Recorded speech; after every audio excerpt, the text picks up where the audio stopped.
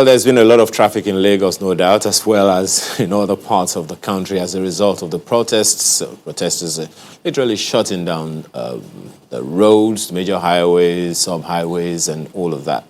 The kind of traffic that a number of people have announced that they have been in over the past few days has been Herculean, and definitely we have a traffic management system in different parts of the country, no less in Lagos, where there is a Lagos State Traffic Management Authority, and we have the General Manager joining us this morning, Olajide Ujuoye. Thank you so much for joining us this morning. Well, it's been a lot of work, no doubt, and it would seem like your organization is kind of overwhelmed given the kind of traffic hiccups that people have to experience on a daily basis. Well, good morning, and thank you for having me. There's no doubt about what you're saying.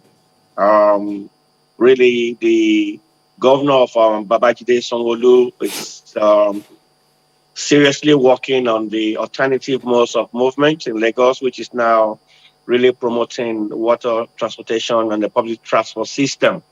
And until that one gets to a stage where we can be comfortable, a lot of people will still want to depend on their own private cars.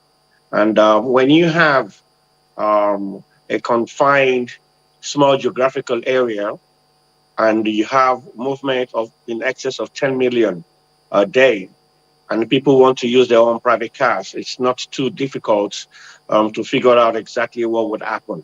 And that is not even inputting all the other factors that will cause delays on the road that we presently are facing. Well, that's on the one hand. On the other hand is the fact that even the roads, many people, as you would be aware, complain about the nature of the roads. That's beside the fact that the protesters are also locking down roads. How are you managing that aspect of the challenges that have come up right now, especially as a result of the protests? Well, it is pretty difficult, to be honest, because basically, once a true fare is up, you can see that if you don't have movement, there's basically nothing to control. And you've got to manage that with the issues on ground. And so when you have a lot of motorists willing to obstruct and take one way and make U-turns and reverse to stay away from blocked roads, you now have to ask, what are you supposed to do? Are you supposed to manage them to keep on doing that?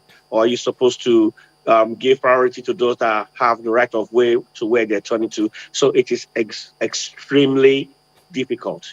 Now, combining that, we also, because we're uniformed officers, part of the paramilitary, one has to be careful on the safety aspect of things, that you don't do anything that would trigger anyone to feel like you're not against their mission.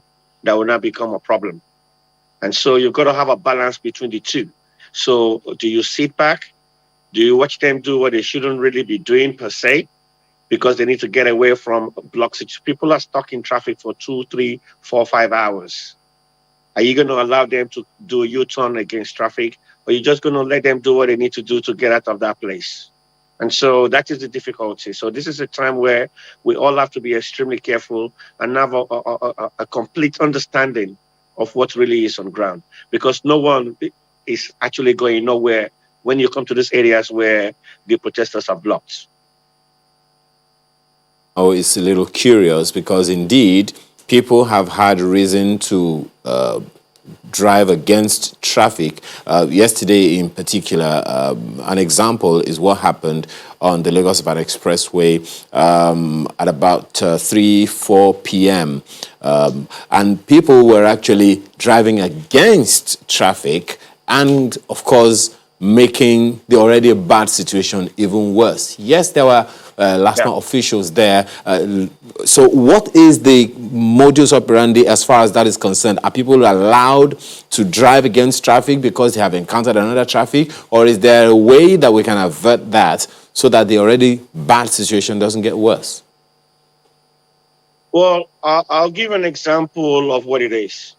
So you're on a main express road, you're going outside Lagos towards Bega, Ibadan bound, and protesters have come. They've blocked the Alausa axis.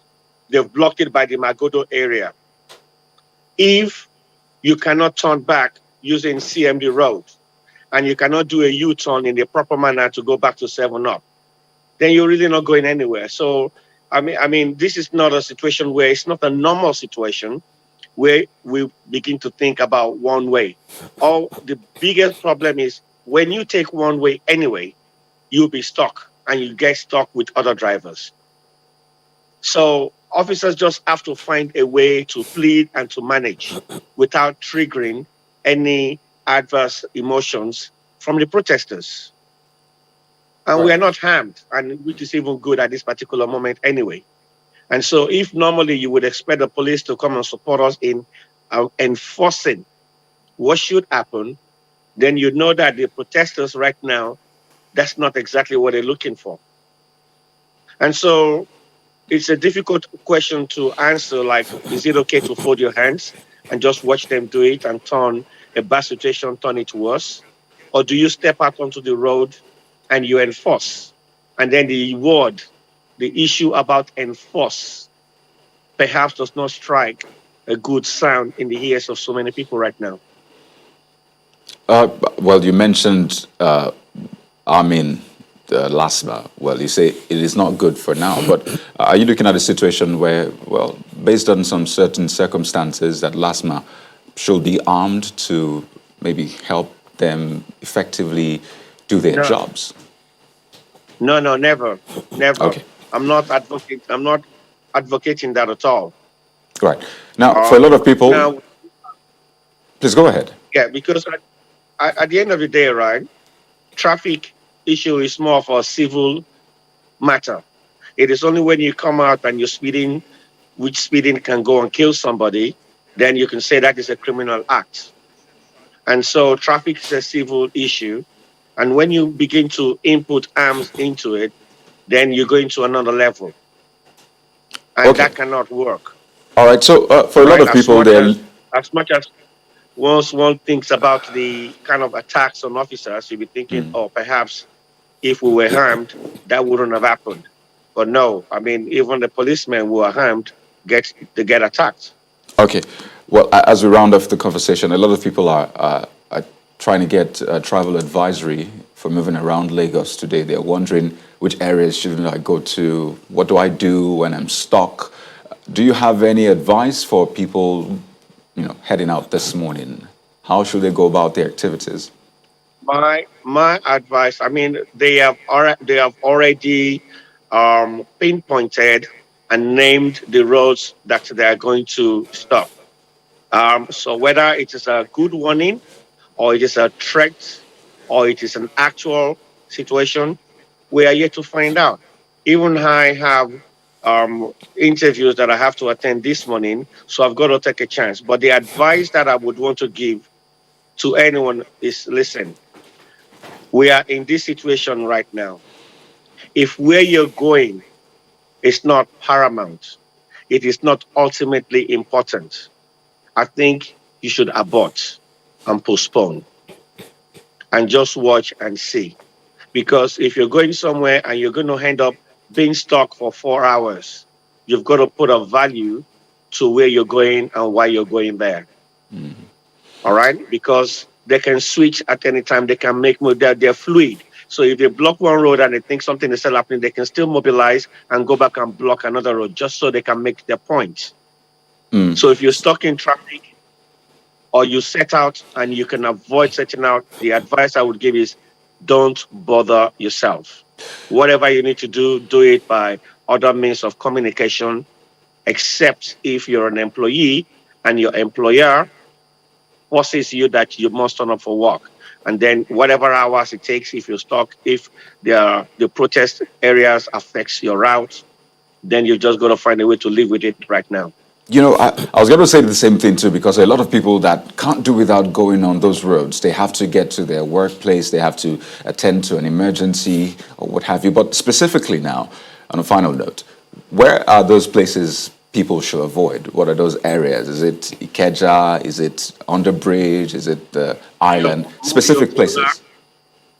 Muriokola, Alausa area. Can you hear me? Yeah, please go on. Okay, so Muriokola, we've been told, Ozumbambari Way, right?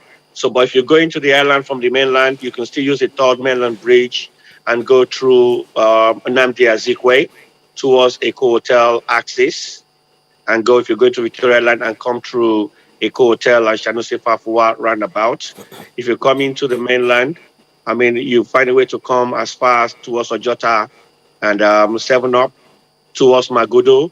You can always park and walk across rather than feel like you must get your vehicle to your final destination because they will block that area. And then you look at around the 7 Up area, they will likely block that as well. And so those are the routes that they will take. And if you go to Ikeja, I don't believe that Maryland is part of it. So that is still pretty okay for now.